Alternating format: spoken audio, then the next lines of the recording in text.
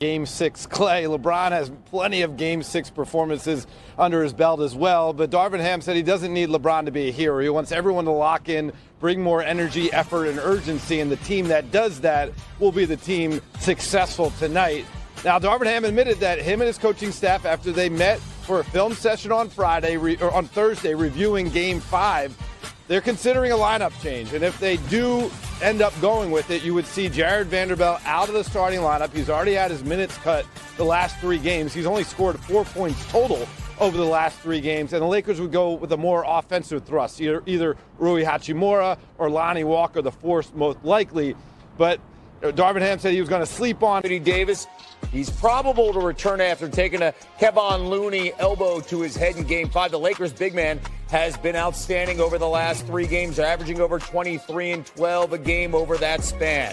Meanwhile, LeBron's teams 17-0 in series when they are up 3-1. That's the most such series wins by any player without a loss, and none of those series went to a 7th game. We'll see if the Warriors can change that tonight and force a Game 7 on Mother's Day in San Francisco. And joining us now from Crypto.com Arena is NBA reporter Dave McMenamin, who's covering the Lakers.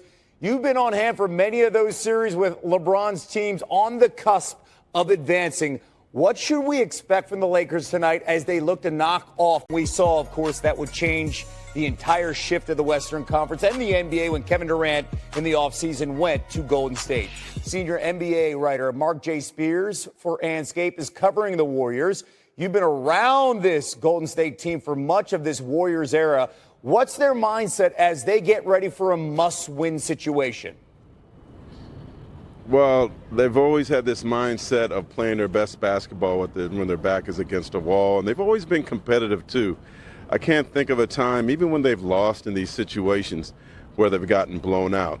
Case in point, the 2019 finals or the 2016. Again on Friday morning before he made the final decision. We'll find out soon enough. They had to give the lineups in about 3.5 hours, and we'll see if they stick with the group that's already won them 3 games this series or make a tweak to try to stick with that offensive explosion that the Warriors bring to the court. They've been so good at home, undefeated so far this postseason, winning by an average of 18 points per game. Dave, thank you so much. Meanwhile, the Lakers 8-2 under Steve Kerr when facing elimination. That's the best record in such games by any coach in NBA history. It's the first time they've trailed 3-1 to a West team since the 2016 conference finals. And guess what? They came back to win that series, and that series featuring Kevin Durant. And but they've also played their best against the wall, or their backs against the wall. 2016 OKC, 2018 Houston, Game 7 against Sac last round.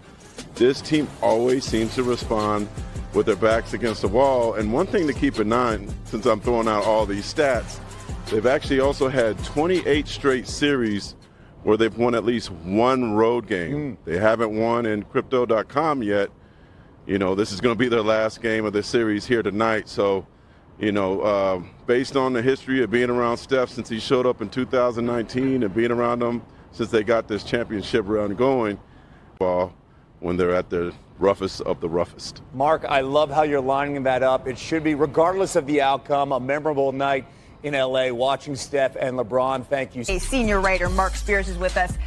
Mark, I'm in a great mood this fine Friday. You know why? Why? Because it's Friday? Because it's Friday. Because we already have one Game 7 in the books. Because we have potential for at least 2 more to come along here. Yeah. It's going to be so much fun. We have one Game 6 that's going down across the street tonight. So let's start there between the Lakers and the Warriors. What do you need to see from Steph Curry, Perk, to let us know, okay, this is going to 7?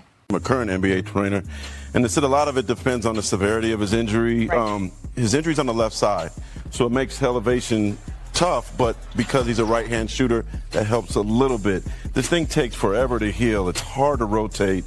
And then when he gets hit, they could put something around it, but when it gets hit, that makes it even more painful. They could try to do an intercostal nerve block and pain thing, but that's risky to do. Right. I probably said it wrong, but you know. Right, we're talking about something in the area. Yeah, and then it's a hard time breathing, and you know, he could take a pain injection and try to fight through it. And he guards LeBron too. It's going to be tough for him to get through. And have one of those performances we saw in Game 7 against the Sacramento Kings. I think with Steph, continue to trust his teammates, right?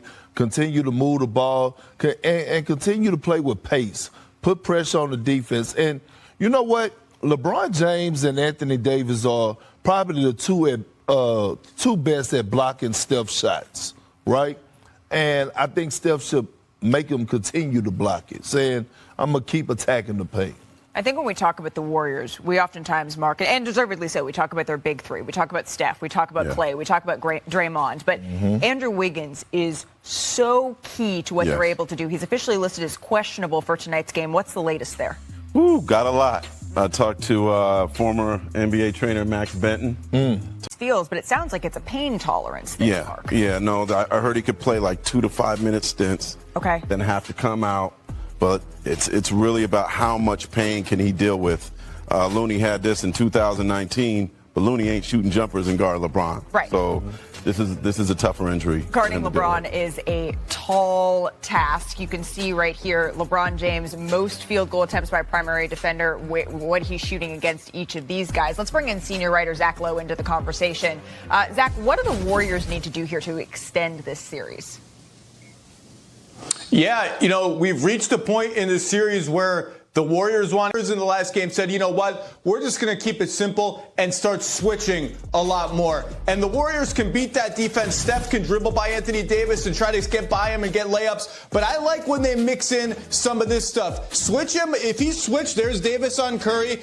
Let's get into our split actions and make Anthony Davis run around. Make him run through some screens. There's a switch, pump fake, close out. Here goes Steph, drop off, foul. It's a way to make sure that just the switching doesn't get the Warriors bogged down in just Steph going one-on-one, which he can classic Warriors stuff, except AD's on Steph, so you're making him run around off-ball screens and things that he's not really used to as a big man so much. All right, so let's go to the flip side of things, Zach, because we know that the Lakers, they do not want to go up to the Bay Area for a Game 7 here. So how can they close it out at home tonight? It's going to come down to a lot of things, but transition points are huge for both these teams. The half-court offense has been a slog. Both these teams need to get out in transition. For the Warriors, that means limiting turnovers. For the Lakers, defense has been a weakness for the Lakers all season. I just feel like whoever gets more transition points is probably going to win all these games. That's the key. A little easier said than done. So that's how it could happen, Perk. Who's going to win tonight? You know, I've been giving you percentages all week in the last 2 weeks and since this series started. Run the tape. Yeah, Perk. Yeah, tape. It's been a minute since we've done percentages. What percentage chance do you give the Warriors to come back and win this series? 0. Position has to be better. D'Angelo Russell, you can't watch that shot go up. You got to sprint back because the Warriors are trying to run you out of the building every single time down. And here's Dennis Schroeder. He's trying to pick up Steph Curry, but you know what? I know that's your assignment. You can't always be picky. This is Steph Curry. He never quite gets back in front of him. With Steph, you just got to find him and pick him up and figure out the matchups later. You don't have time to be picky and say, well, I'm supposed to be guarding him and you're supposed to be guarding him.